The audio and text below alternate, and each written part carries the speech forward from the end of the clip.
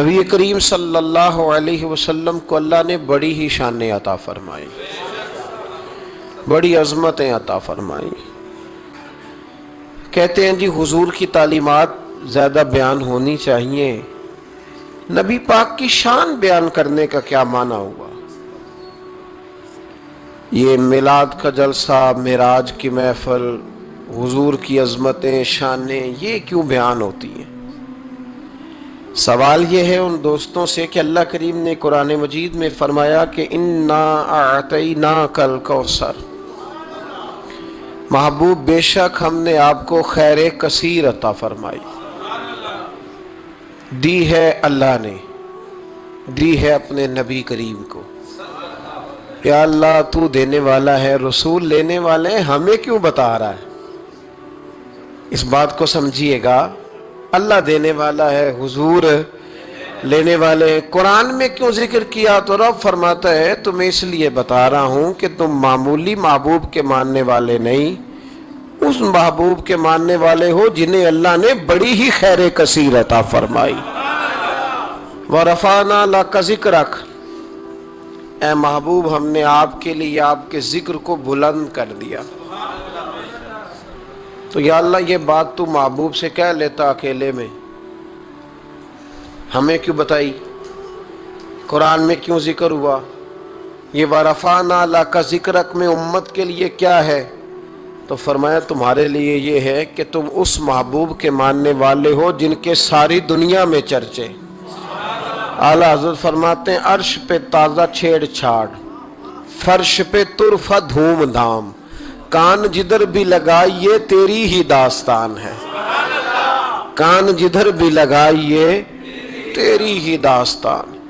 تو نبی کریم علیہ السلام کی عظمتوں کا بیان، حضور کی شانوں کا بیان، نبی پاک کے تذکرے، وہ اس لیے ہیں تاکہ امت مسلمہ سر اٹھا کے جیے۔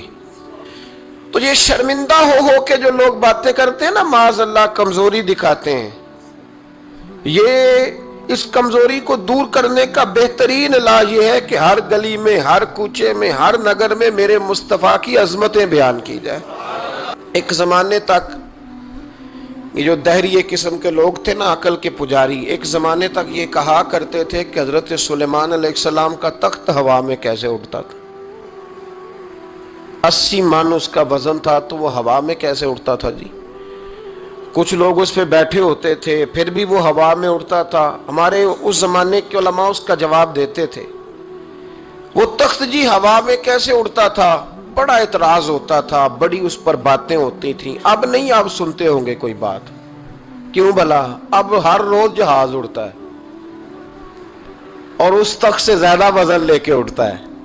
500 550 سواری ہوتی ہے، ہر سواری کا 2 من وزن بھی ہوتا ہے۔ اور جب پائلٹ اعلان کرتا ہے نا کیبن سے کہ ہم 38,500 فٹ کی بلندی پہ جا رہے ہیں، تو کوئی شخص اعتراض نہیں کرتا۔ اب چھوڑ گئے حضرت سلیمان کے تخت پر اعتراض کرنا، اس لیے کہ سارے اوڑ کے آتے جاتے ہیں۔ اب ذرا ٹھہر گئے، اب یہ ٹینشن ختم ہو گئی کہ حضرت سلیمان کا تخت کیسے اٹھتا تھا۔ پھر ایک نیا اعتراض شروع ہو گیا، الم تر کیف فعل ربک باصحاب الفیل، کہ اتنا چھوٹا سا کنکر اور اتنا چھوٹا سا بابیل اور اتنے بڑے ہاتھی کو کنکر مارے تو اتنے سے کنکر سے ہاتھی کیسے مر جاتا ہے؟ بڑی پریشانی تھی بھئی، کنکر چھوٹا ہاتھی بڑا کیسے مر گیا؟ پھر اللہ نے فضل کیا تو بندوق کی گولی ایجاد ہو گئی۔ کہنے لگے نہیں پریشر سے لگے تو ہاتھی ماری جاتا ہے۔ اب اس کے بعد دوبارہ اس بات پر اعتراض نہیں کرتے۔ پہلے کہتے تھے کہ انسان کیسے جاتا ہے، کیوں کر جا سکتا ہے، ممکن کیسے ہے، یہ مطلب کیسے ہو گیا، معراج کیسے ہوئی؟ تو پھر ایک بندہ چاند سے تو ہو آیا ہے، اور جس نے وہ بندہ چاند پہ اتارا ہے اس نے کہا ہے کہ یہ آخری منزل نہیں، اس سے آگے بھی انسان جا سکتا ہے۔ تو میرے مصطفیٰ کریم نے فرمایا تم تو اب جانے کی باتیں کرتے ہو نا، جہاں تک میں ہو آیا ہوں تم سوچ بھی نہیں سکتے۔ کوئی رہ فلک اتے یار گیا، کوئی جا سدراتے ہار گیا، ایک کالیاں زلفاں والا سی جڑا لنگ عرشاں تو بھی پار گیا۔ فرمایا تم نہیں نہ جا سکتے، تم کچی باتیں، کمزور باتیں۔ اور ایک اور بات میں آپ کو عرض کروں، نبی کریم علیہ السلام کے لیے کام اتنا مشکل نہیں تھا جتنا قوم سمجھتی ہے نا. وہ ہمارے اپنے کچھ نادان دوست ہیں, اپنی عقل چھوٹی ہوتی ہے تو وہ اس عقل میں کیا کیا آئے گا, اتنی کچھ چیز ہوتی ہے اس میں اتنا ہی سامان آتا ہے نا. تو اپنی عقل چھوٹی ہوتی ہے تو بجائے اس کے کہ وہ ایمان لے آئیں اللہ تک کی حکمتوں پر, وہ عقل کے ترازو پر چھوٹی سی عقل کو پریشان کرتے ہیں. چھوٹا سا دماغ ہوتا ہے, ہر وقت ٹینشن میں رہتے ہیں, وہ جی کیسے گئے, کس طرح کر کے گئے. تو میں کہتا ہوں نبی کریم کے لیے یہ مسئلہ ہی کوئی نہیں, حضور کے لیے یہ کوئی مسئلہ. حضور فرماتے میں تو اس وقت بھی نبی تھا. یہ ترمذی میں ہے, ترمذی ہے, سیاستہ کی حدیث ہے. یہ سمجھیں گے دین ہے, یہ عقیدہ ہے, اس کو سمجھا کریں. فرمایا میں تو اس وقت بھی نبی تھا جب آدم علیہ السلام کی مٹی گوندی جا رہی تھی. تو محبوب تو پہلے بھی ان سارے نظاروں کو جانتے ہیں, ہر چیز حضور کی نظر میں ہے. اور اس کے بعد بھی, اس کے بعد کا جو ماحول ہے وہ بھی انوکھا ہے. وہ ایک صاحب تھے, مجھے کہنے لگے کہ وہ جی حضور تو گئے تھے حضرت جبریل لے کے دے پروں پہ بٹھا کے, پہلے براق پہ گئے تھے, پھر حضرت جبریل کے پروں پہ, پھر رف پہ. ویسے تو نہیں نا بشر جا سکتا. تو میں نے کہا چلو مہربانی کرو تم بھی کسی دن براق پہ بیٹھ کے چکر لگا ہی جاؤ, کوئی کوشش کرو نا یار, کسی جگہ پہ ٹھہرو تو صحیح. عجیب فلسفہ کہتے حضور.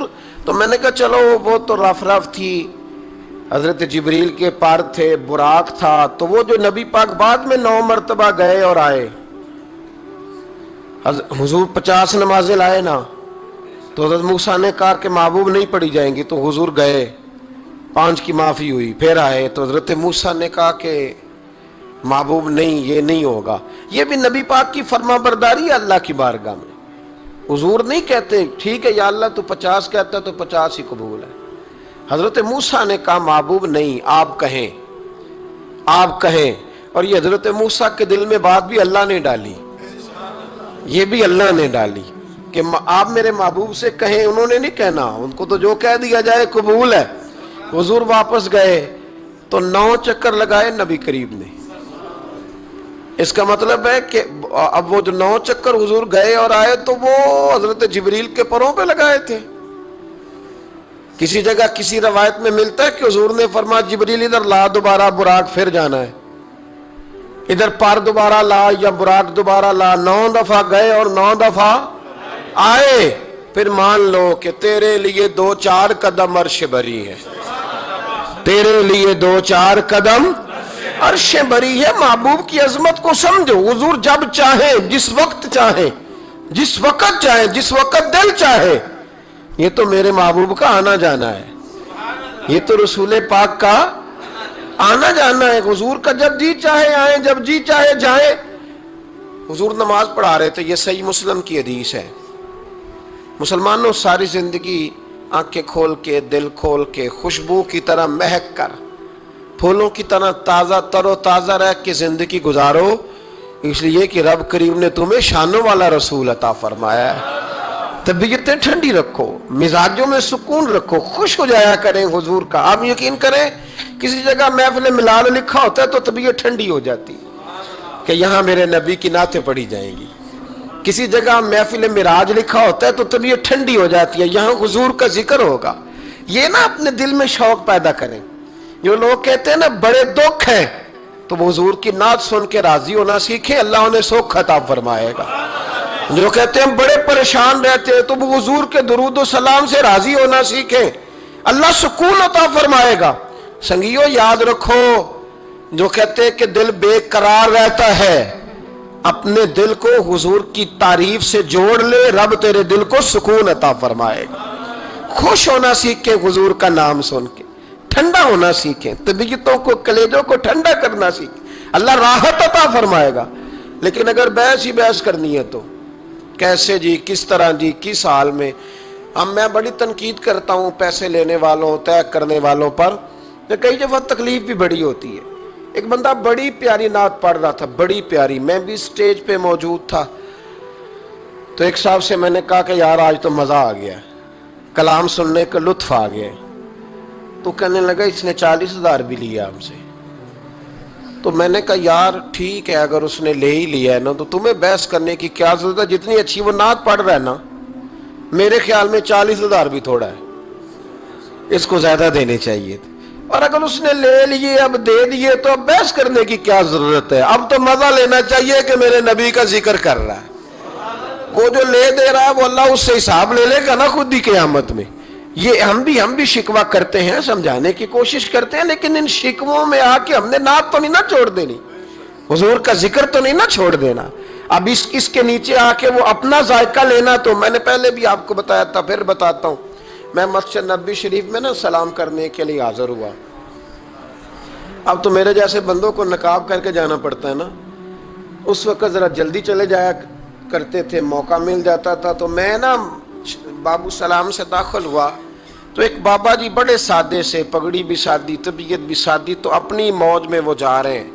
مواردہ شریف پہ حاضر ہوئے تو اس نے کہا چل حاجی نکل، دھکے دیتے ہیں نا، ان کی موج ہے، وہ دھکے دے رہے تو بابا بڑا راضی ہے، یعنی طبیعت بتاتی ہے جس نے راضی رہنا ہوتا ہے، جس کا دل کرتا ہے راضی رہنے کو، اللہ توفیق بھی دے ہی دیتا ہے۔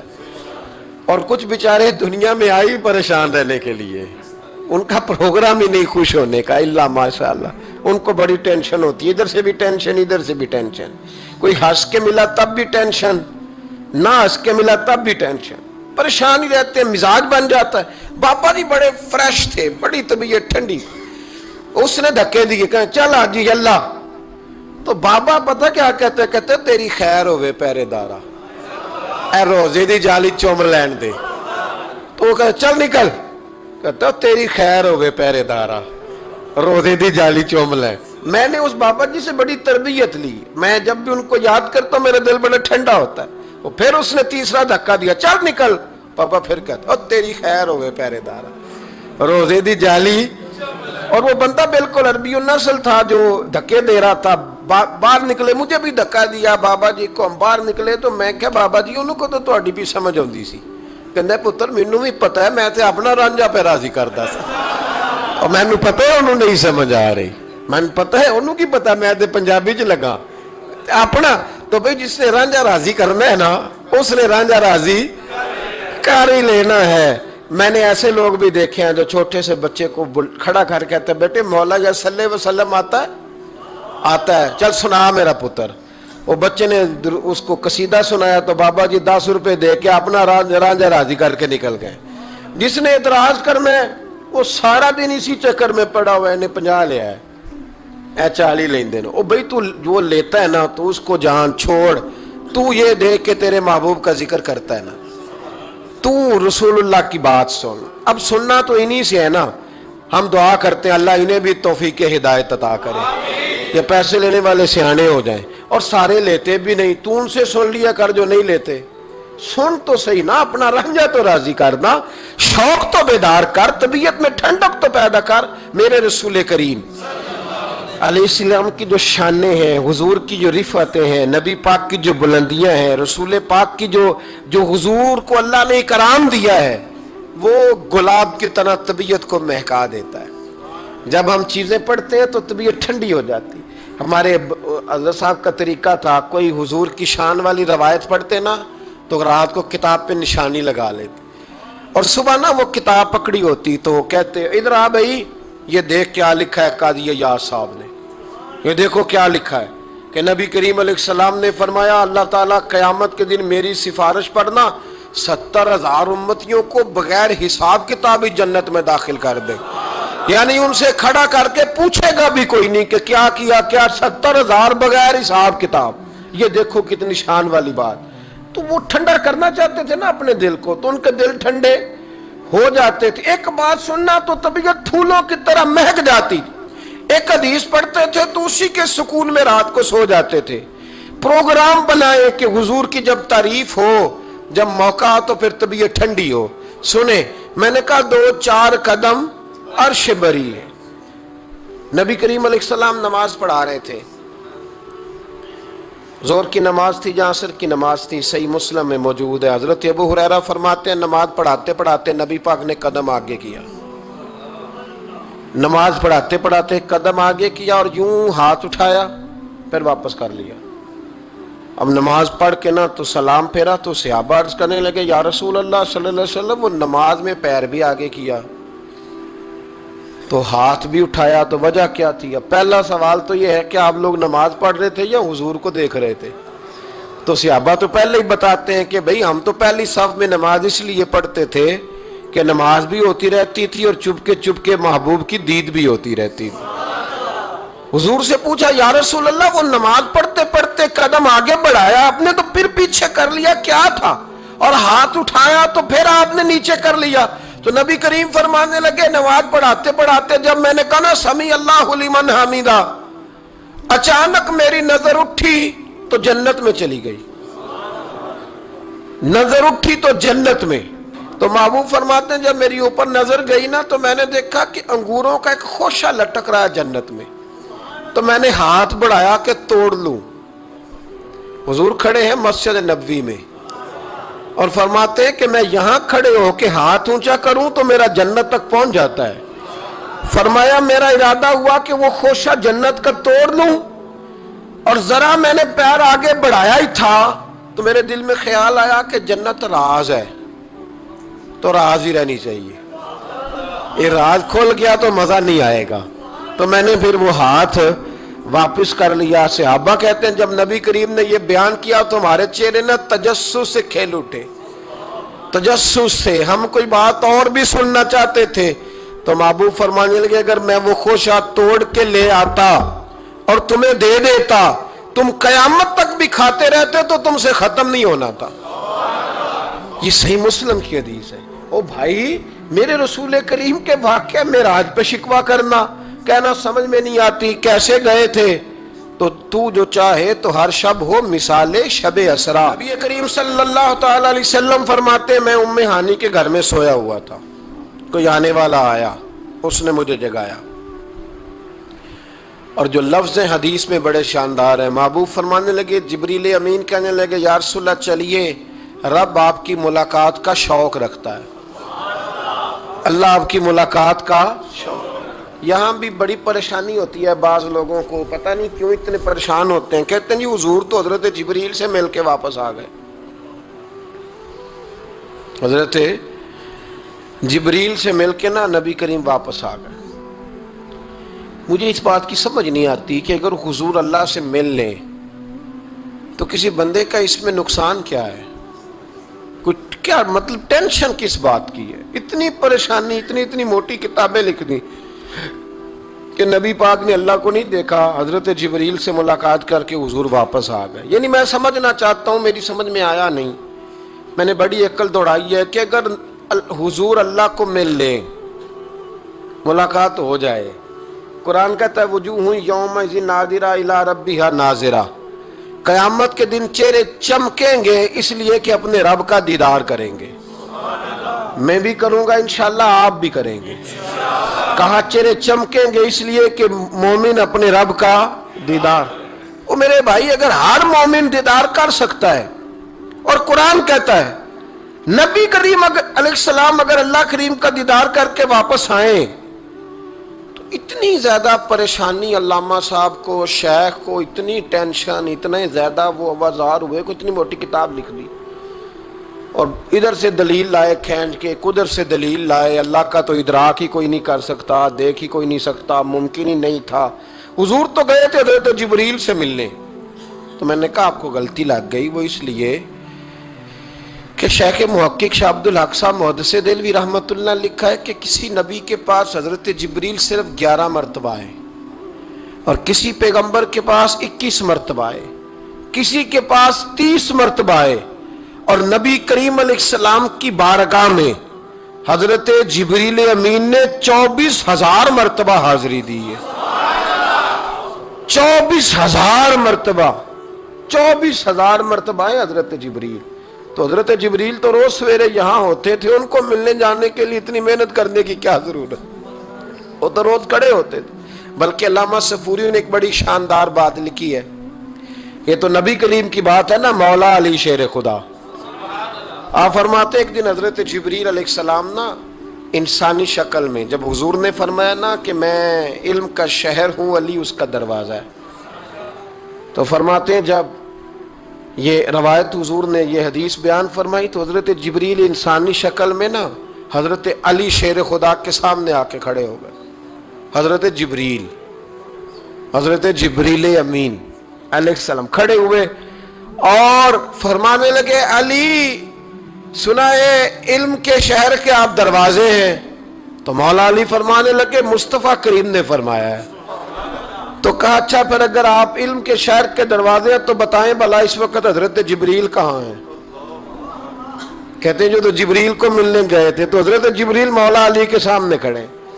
کہنے لگے بتائیے اس وقت حضرت جبریل کہاں ہے؟ تو مولا علی شیر خدا جب آپ اپنے بڑے کو کوئی بات بتائیں گے نا جن کا ادب کرنا ہو اپنے بزرگ کو تو پھر آپ فٹافٹ نہیں کہہ دیں گے آپ کو پتہ ہی نہیں. یہ مسئلہ ہے. بزرگوں کو آپ نے کو بات سمجھانی ہو تو الفاظ کا چناؤ, اور یہ بھی ہمیں شیر خدا نے ادب بتایا ہے. الفاظ کا چناؤ شاندار ہونا چاہیے, لفظ بڑے زبردست تشکیل پانے چاہیے, جملوں کی ترتیب بڑی مؤدبانہ ہو. حضرت جبریل امین نے پوچھا کہ بتائیے علی اس وقت حضرت جبریل کہاں ہے؟ تو حضرت مولا علی شیر خدا نے پہلے اوپر دیکھا, میری طرف دیکھنا, پہلے اوپر دیکھا پھر نیچے دیکھا پھر پیچھے دیکھا پھر آگے دیکھا دائیں دیکھا بائیں دیکھا. یہ نہیں فرمایا کہ آپ جبریل ہیں, وہ تو انسانی شکل میں تھے نا. جملے دیکھیے, ادب دیکھیے, طریقہ دیکھیے بات کرنے کا. حضرت علی فرمانے لگے بھئی حضرت جبریل اس وقت نہ تو آسمانوں میں ہے نہ زمینوں میں ہے, نہ مشرق میں ہے نہ مغرب میں ہے نہ شمال میں ہے یا نہ جنوب میں ہے.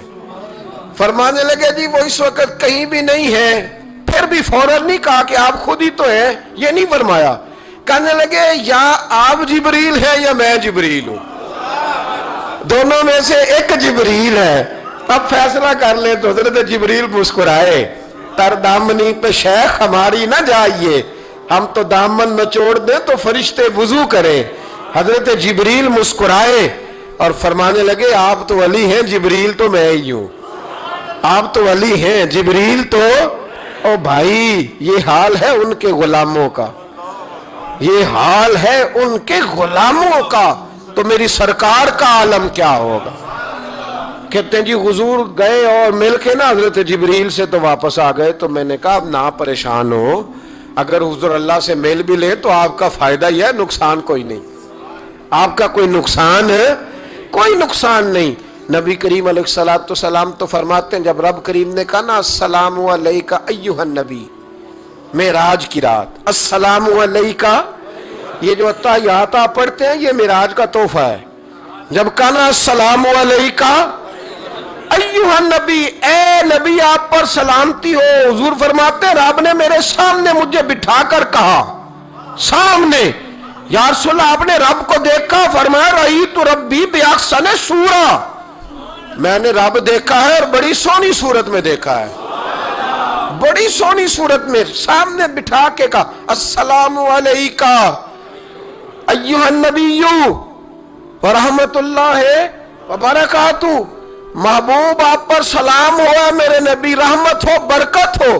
تو حضور فرماتے رب نے تو مجھے سلام کہا تھا. میں نے کہا نہیں, السلام علینا وعلی عباد اللہ الصالحین, یا اللہ جتنے بھی میری بات مان کے نماز پڑھے ان سب پہ بھی سلام بھیج, تیرا تو فائدہ ہو رہا ہے رب رسول کی ملاقات میں.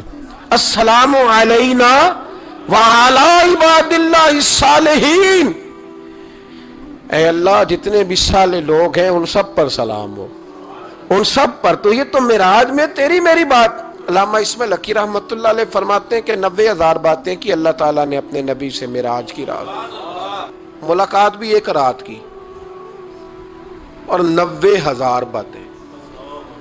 اور علامہ اسماعیل حقی فرماتے ہیں کہ رب کریم نے فرمایا محبوب 30,000 نہ ساری امت کو بتانا. حضور نے بتائی آ کے 30,000, اس میں نماز بھی ہے, اتحیات بھی ہے, حضرت بلال حبشی کا مقام بھی ہے. نبی کریم نے یہ بھی فرمایا کہ میں نا معراج کی رات محل بھی دیکھ آیا ہوں, اس پر عمر بن خطاب کا نام بھی لکھا ہوا ہے. 30,000 باتیں حضور نے آ کر بیان فرمائیں, اور کہا محبوب 30,000 باتیں نا خاص خاص لوگوں کو بتانی, خاص خاص کو.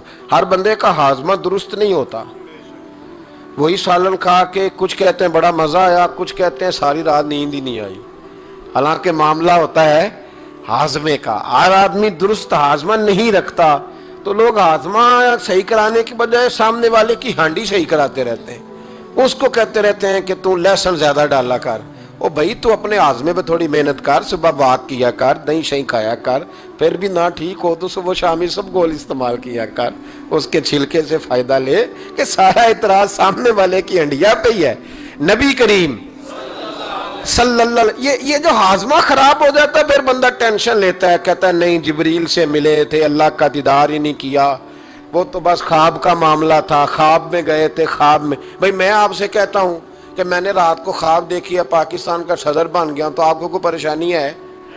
کیونکہ خواب میں امریکہ کا بھی بن جاؤں تو آپ کو کیا ٹینشن ہے؟ خواب جو ہوئی، حضور اگر فرماتے میں خواب میں گیا ہوں تو کسی کافر کو کوئی پریشانی ہوتی تھی؟ کیوں کچی باتیں کرتے ہو؟ خواب والی بات ہی کوئی نہیں۔ اور کہاں قرآن پاک میں آیا کہ خواب میں سیر کرائی؟ سبحان الذی اسریٰ بعبدہ، بندہ خاص کو سیر کرائی۔ کچھ پنجابی کے لوگ اتنی شاندار باتیں کرتے ہیں کہ مضمون سمیٹ دیتے ہیں۔ ایک درویش نے کہا تھا سی معراج ایک راز، سی معراج فاوحیٰ الی عبدہ ما ہوا، ہم نے اپنے بندہ خاص سے باتیں کی جو بھی کی، کہا سی معراج ایک راز محبتاں دا نہیں سی ہر ایک دی سمجھ وچ آਉਣ والا، کچھ کہندے نے بند دروازے سن، گیا کیویں سی عرش تے جان والا، تے ابر دخل کیے تھے عقل دائے جانے جان والا یا لے جان والا۔ تو اتنا کیوں پریشان ہے؟ جانے جان والا یا اللہ کہتا ہے میں لے گیا، حضور کہتے ہیں میں گیا، یہ نیچے بیٹھ کے فیصلے کر رہا ہے، نہیں نہیں جبریل سے ملے تھے، نہیں نہیں وہ تو بس یہ اللہ کی تو ملاقات کی نہیں، وہ تو خواب میں گئے تھے، تجھے بڑی پریشانی ہے، تیری پریشانی کچھ سمجھ میں نہیں آتی۔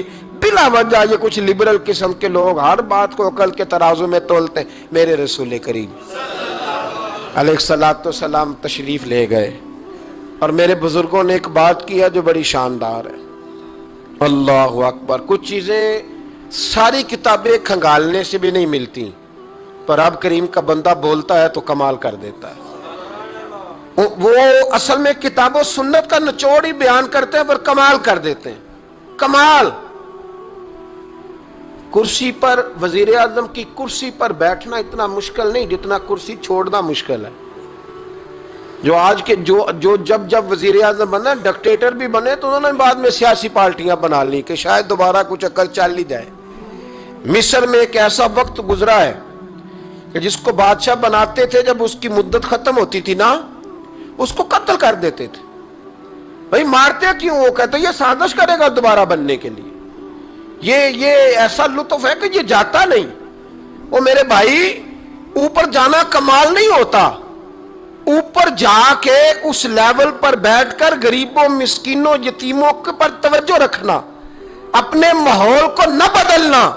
یقین کریں دنیا میں ایسے بہت سارے وقت آتے ہیں کہ انسان بڑا اونچا اڑ سکتا ہے، بڑے بڑے اسے پھر منصب بدلتے ہیں، جگہ بدلتی ہیں، آفریں ہوتی ہیں، وہ جہاں مرضی جا سکتا ہے، لیکن اپنے آپ کو کھڑا رکھنا ایک مشکل مقام ہوتا ہے۔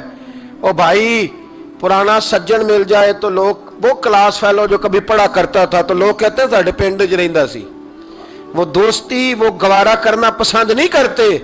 قربان جاؤں مدینے کے چاند پہ۔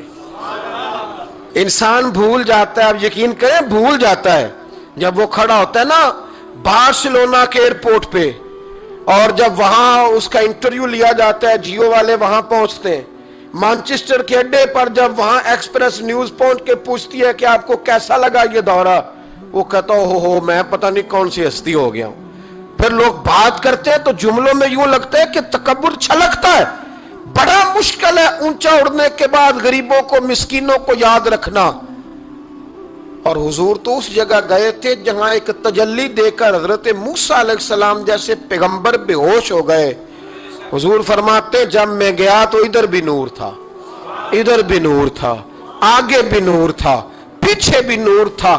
ایک تجلی گری، لوگ پریشان ہو گئے، ایک تجلی گری تو حضرت موسیٰ کلیم ہر چیز بھول گئے، اور حضور فرماتے ہیں نور کے حالے تھے، آگے بھی پیچھے بھی دائیں بھی، اس نور کی تجلیوں میں بٹھا کر عرش کے مالک نے جب پوچھا کہ محبوب کوئی بات کر، حضور فرماتے ہیں مجھ سے نہیں بھولا گیا، میں نے کہا یا اللہ میرے غریب امتی، یا اللہ گناہگار ہیں، یہ بھول جائیں گے، غلطیاں کر بیٹھیں گے، مہربانی فرما۔ تو محبوب فرماتے ہیں رب کریم نے فرمایا وَلَسَوْفَ يُؤْتِيكَ رَبُّكَ فَتَرْضَىٰ، محبوب اگر تو یہاں نہیں نہ بھولا ہم بھی تجھے ناراض نہیں کریں گے، تجھے اتنا دیں گے کہ تو ہم سے راضی ہو جائے گا، تو راضی ہو جائے گا بھائی، راضی ہو جائے گا۔ میرے نبی کریم علیہ السلام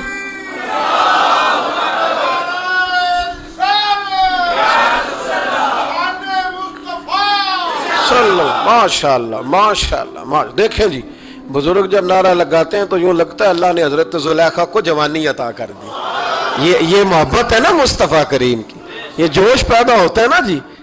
یہ ہمارے آئی صاحب کی مسجد میں نا ایک درویش بابا جی تھے، نعرہ لگاتے تو اٹھ کے لگاتے، کھڑے ہو جاتے۔ تو میں نے ایک دن کہا چاچا جی ٹانگیں کامتی ہیں اب نہ اٹھا کریں، کہتے مینو بہ کے مزہ ہی نہیں ہوتا۔ یہ حسن ہے، بڑی ٹھنڈی بات ہوئی یارو، یہ جب پیدا ہوتا ہے تو پھر اللہ بڑا ہی نوازتا ہے۔ ذرا غور کرے کیا عرض کر رہا ہوں، نبی کریم نے وہاں بات کی، امت کی بات کی، اور جب انسان دور سفر سے واپس آتا ہے نا تو غریب یتیم کہاں یاد رہتے ہیں، بچوں کا خیال ہوتا ہے، بچوں سے پیار ہوتا ہے۔ قربان جاؤں مدینے کے چاند تیری عظمت پہ۔ حضور نے فرمایا واپس تشریف لائے تو فرمایا بلال، پہلا جملہ بلال، حضور حکم ہو، فرمایا کیا عمل کرتے ہو؟ یا رسول اللہ کیا ہوا؟ فرمایا میں نے معراج کی رات جنت میں تمہارے قدموں کی آواز سنی ہے۔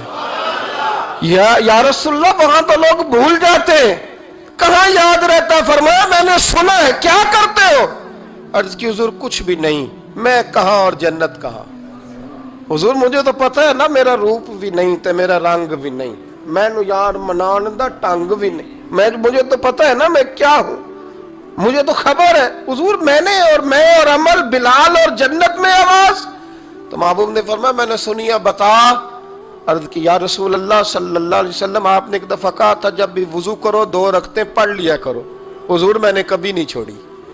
فرمایا بس پھر اسی وجہ سے یارو سمجھو اور غور کرو، میرے رسول میرے اصحاب فرماتے ایک جملہ استاد جی کا کمال کر دی، فرمانے لگے نبی کریم کا جانا بھی بڑا ہی کمال ہے، حضور کا معراج پہ جانا، بول کے بتائیے، بلغ العلا بے، بڑا ہی کمال ہے، بلغ العلا بے کمال، یہ بڑا ہی کمال ہے۔ فرماتے ہیں لیکن غلاموں یاد رکھنا حضور کا جانا بھی بڑا ہی کمال ہے، پر واپس امت کے پاس آ جانا اس سے بڑا کمال ہے، اس سے بڑا کمال ہے۔ یعنی اتنی تجلیات دیکھ کے بھی واپس آنا، اونچا سٹیٹس کر کے تو لوگ پلٹتے ہی نہیں، واپس آنا، وہاں وہ 2 عالم کی رحمت تھے، جہاں چاہتے وہیں رہتے، یہ ان کی مہربانی ہے کہ یہ عالم پسند آیا، یا اللہ میں نے جانا ہے۔ حضور اگر دیکھیں نا حضرت ادریس علیہ السلام گئے تھے، دوستی ہو گئی جنت کے فرشتے سے، تو کہنے لگے تو اچھا دوست ہے، مجھے جنت ہی نہیں دکھائی، کہا چلے جناب دکھا دیتے ہیں، فرشتہ لے گیا، حضرت ادریس نے جنت دیکھی تو کہا واپس چلیے، کہنے لگے نہیں جانا، کہا وجہ؟ فرمایا رب فرماتا ہے یہاں آئے گا ہم فیہا خالدون، اسی میں رہے گا، تو یہی رہنا ہے۔ تو کہا یا اللہ یہ تیرا بندہ تو آ کے کہتا ہے واپس ہی نہیں جانا، تو رب کریم نے فرمایا یہ آیا بھی میری توفیق سے تھا، اور اب جو کہہ رہا ہے وہ بھی میری توفیق، اسے رہنے دو۔ تو بھائی حضور نے تو جنت کا مالک دیکھا، جنت بنانے والا رب دیکھا، لیکن پھر بھی فرمایا کہ میں نے واپس، اس لیے کہ میں نہ گیا تو میرے بلال کا کیا بنے گا، میں نہ گیا تو ابو بکر رات کو کیسے سوئے گا، میں لوٹ کے نہ گیا تو عمر کے دن کیسے گزریں گے، فاطمہ وقت کیسے گزارے گی، کیسے حسن اور حسین رہیں گے، میں لوٹ کر واپس نہ گیا تو قیامت تک جو امتی گنبد خضرا پہ دکھ سنانے آئیں گے ان کا کیا بنے گا، انہیں تسلی کون دے گا، کون گنبد کو دیکھ کے اپنی آنکھیں ٹھنڈی کرے گا اور یہ مزہ لیں، دل ٹھنڈا کریں کہ ہم نے حضور علیہ السلام کی تعریف سننی، सारी रात। कोई ना किसी महफिल में जा सके तो वो टेप रिकॉर्डर पे सुन ले, जहां उसे मौका मिले वो सुने और कोशिश करे रात अल्लाह अल्लाह करके गुजरे और सवेरे रोजा रखने की कोशिश करे रजब शाबान में। और ये कोई मखसूस नहीं कि 27वें का रखना है, जब दिल करे रखें। मुमकिन हो सके तो रोजे रखें, और ये भी मुमकिन हो सके मेरे भाई तो दुरूद पाक ज्यादा पढ़े। अल्लाह ताला तौफीक अता फरमाए। क्या आप जानते हैं कि कभी कभी अल्लाह ताला अपनी कुदरत ऐसी चीजों में दिखाता है जो देखने में तो बहुत छोटी छोटी होती, लेकिन जब वो जमा हो जाए पूरी दुनिया हिला देती है। टिड्डी दल उन्हीं में से एक है। फीमेल लोकस चुपचाप जमीन के नीचे लाखों अंडे देती है। सब कुछ नॉर्मल होता है, कोई खतरा महसूस नहीं होता, कोई आवाज नहीं होती, लेकिन असल में जमीन के नीचे तबाही पल रही होती है। फिर अल्लाह के हुक्म से जब वक्त आता है तो वो अंडे हैच होते हैं और लाखों टिड्डियां जमीन पर निकल आती हैं। देखते ही देखते आसमान उनसे भर जाता है। फिर वो जहाँ से गुजरती हैं वहाँ की फसलें, दरख्त, हरियाली सब कुछ खा जाती हैं। इंसान बेबस होकर बस देखता रहता है। ये मंजर हमें याद दिलाता है कि इंसान कितना कमजोर है और अल्लाह की कुदरत कितनी बड़ी। अल्लाह ताला कुरान पाक में फरमाता है, लोग कब्रों से इस तरह निकलेंगे जैसे फैली हुई टिड्डियां।